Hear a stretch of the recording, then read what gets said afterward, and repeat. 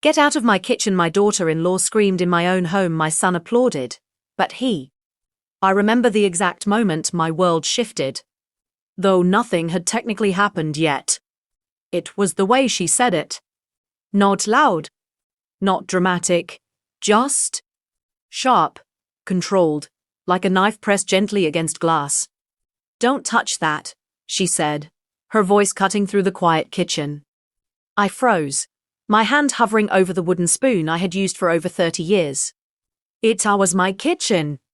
At least, that's what I kept telling myself. I've lived in this house for most of my life.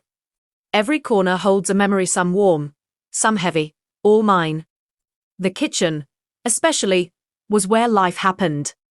Where birthdays were celebrated with overcooked cakes and laughter. Where my son, Daniel, used to sit on the counter as a child, swinging his legs while I cooked, asking endless questions. He used to call it our kitchen. Back then, I believed nothing could come between us. Not time, not distance, not even the quiet changes that adulthood brings. But life has a way of introducing new people and shifting old loyalties. Daniel met her 3 years ago. Sophia. She was charming at first, soft-spoken, polite, always smiling just enough to seem genuine. The kind of person who makes you feel slightly at ease, even if you can't quite explain why. I remember the first time she came over. She brought flowers. White Lily. My favorite. "I heard you like these," she said, handing them to me with a gentle smile. I was surprised. Daniel must have told her. Or so I thought. Later that evening, when I asked him, he shrugged. "I don't think I mentioned it. It was a small thing. Easy to dismiss." Maybe she guessed. Maybe it was coincidence. But something about it lingered in my mind longer than it should have. They got married quickly. Too quickly, if I'm being honest. Within a year she had moved into this house. My house. Daniel insisted it made sense. "Why would we waste money on rent when we have all this space?" he said, gesturing around like it was already his to offer. I didn't argue. I never wanted to be the kind of mother who clings too tightly, who makes things difficult. So I adjusted. I'd roam. Literally and emotionally. At first, it felt like an extension of the family I already had. We shared meals. We laughed. Sophia would sit with me sometimes, asking about old recipes, writing things down in a neat little notebook. "You have such a way with flavors," she once said, watching me cook. "I'd love to learn everything from you." Her words warmed me more than I expected. I thought, maybe this is what gaining a daughter feels like. But slowly, almost imperceptibly, things began to change. It started with small suggestions. "You should rest more," Sophia would say, gently taking over tasks I had done for decades. "I'll handle dinner tonight." At first, I appreciated it. It felt like care. But then, the suggestions turned into decisions. "I've reorganized the pantry, it's more efficient this way. I moved some of your things to make space. I think we should switch to a healthier menu." Each sentence wrapped in politeness. Each action carried out without really asking. I told myself it was normal. That this is what happens when you share a home. But there were moments. Quiet, almost invisible moments. Where I felt like a guest in my own life. Daniel didn't notice. Or maybe he did, and chose not to see. He was busy. Work, responsibilities, building his future. I didn't want to burden him with what felt like trivial concerns. So I stayed quiet. I adapted. I told myself that love sometimes means stepping back. But the kitchen was different. That space held something deeper for me. It wasn't just about cooking.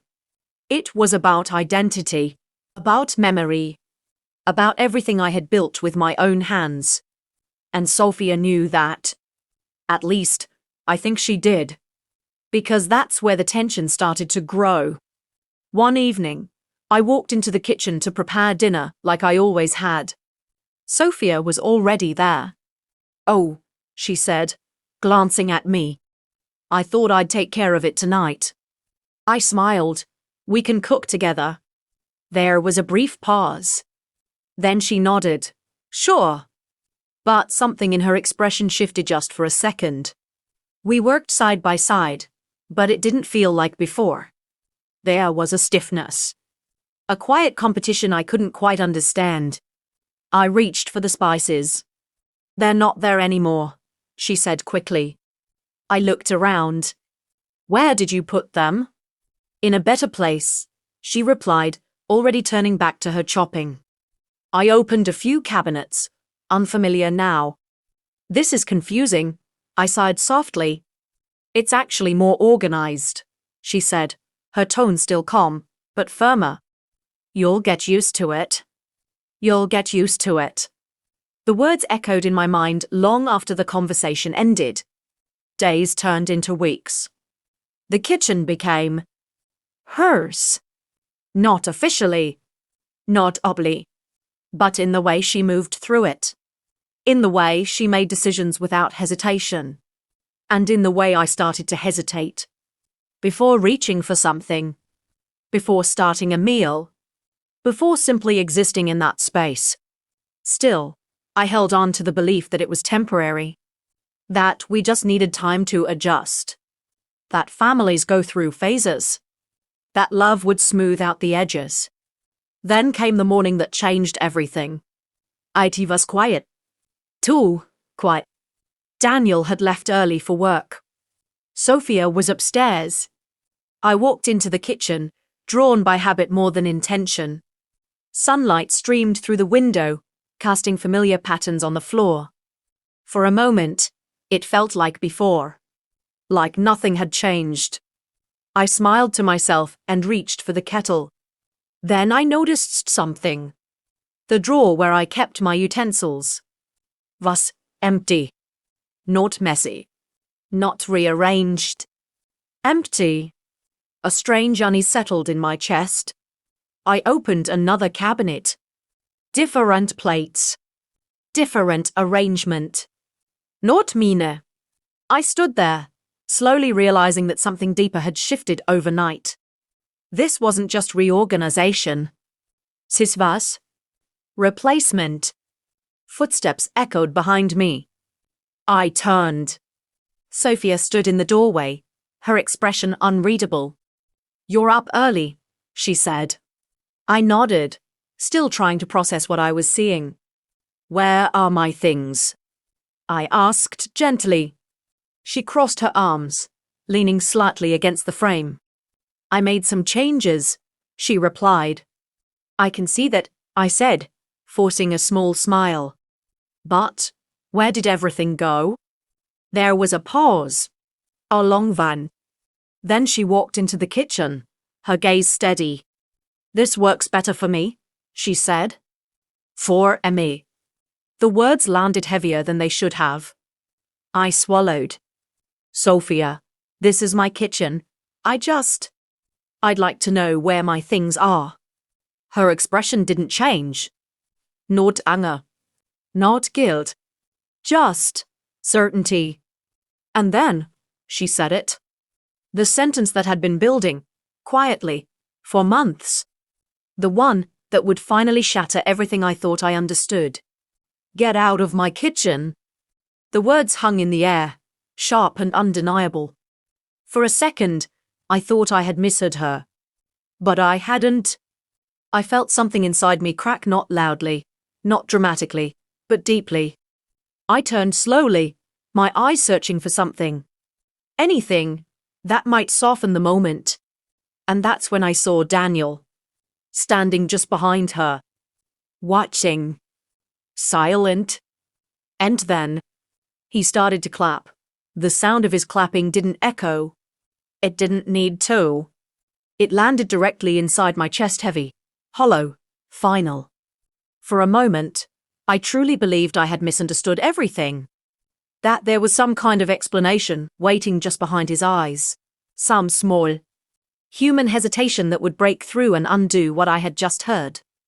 But there wasn't.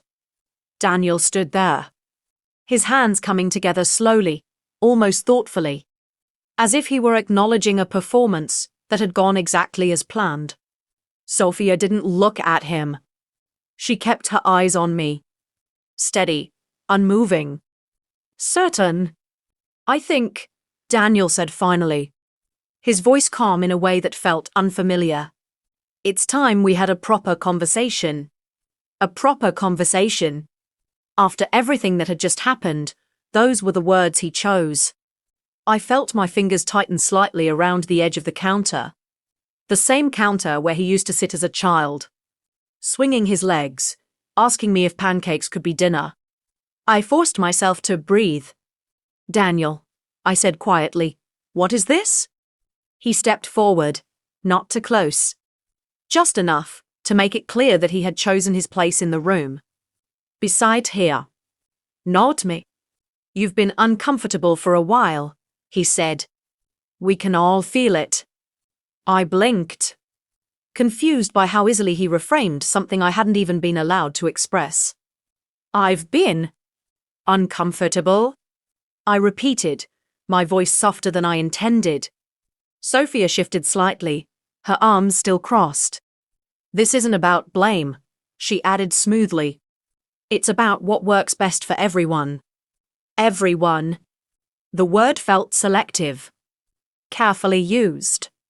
I looked around the kitchen again, at the unfamiliar arrangement, at the absence of everything that had once felt like an extension of myself, and then back at them. When did this stop being my home? I asked. It wasn't an accusation. It was a question I genuinely didn't know the answer to. Daniel exhaled, like he had been expecting that. It's not about whose home it is, he said. It's about how we live in it. And how is that? I asked. There was a pause. Sophia uncrossed her arms and stepped forward slightly, her tone still composed. We've been trying to create a structure that feels balanced, she said. But it's been difficult with overlapping roles. Overlapping roles. I almost smiled at how clinical it sounded. I'm your mother, I said, looking at Daniel. Not a role. His expression flickered for just a second. Then it settled again. And we're adults now, he replied. Things change. There it was. Not harsh. Not loud. But final. I nodded slowly, more to myself than to them. I see, I whispered. And strangely, in that moment, I did. Not all at once. But enough. Enough to recognize the distance that had been quietly growing between us. Enough to understand that what I had dismissed as small changes were actually pieces of something much larger. Something deliberate. I just wanted to make breakfast, I said after a moment. It sounded small. Almost insignificant. But it was the truth. Sophia tilted her head slightly. And now you can rest, she said. You don't have to worry about these things anymore. Rest. Such a gentle word. Wrapped around something that didn't feel gentle at all. Daniel stepped closer, his voice softening. We've been talking about this for a while, he said. We just didn't know how to bring it up. A quiet ringing started in my ears. What exactly have you been talking about? I asked. Another pause. Longer this time. He glanced at Sophia. She gave a small, almost imperceptible nod. And then he looked back at me. We think it might be better if you had your own space. The words didn't hit immediately. They hovered, like they needed permission to land. My own space. I repeated. Yes, Sophia said gently. Somewhere you can be comfortable, independent, without feeling like you have to adjust to us. without feeling like you have to adjust to us. I almost laughed at the irony. I've been adjusting, I said quietly. Neither of them responded. I looked at Daniel again. Really looked at him. At the man standing in front of me. And for a brief, disorienting moment, I couldn't find the boy I used to know. Is this what you want? I asked. He hesitated. Just for a second. But I saw it. I think it's what makes the most sense, he said. Not what I asked. Something inside me settled then. Not broken. Not shattered. Just still. I nodded slowly. Okay, I said. The word surprised all three of us. Sophia's posture shifted slightly. Daniel frowned. Okay. Yes, I repeated. If that's what you both think is best.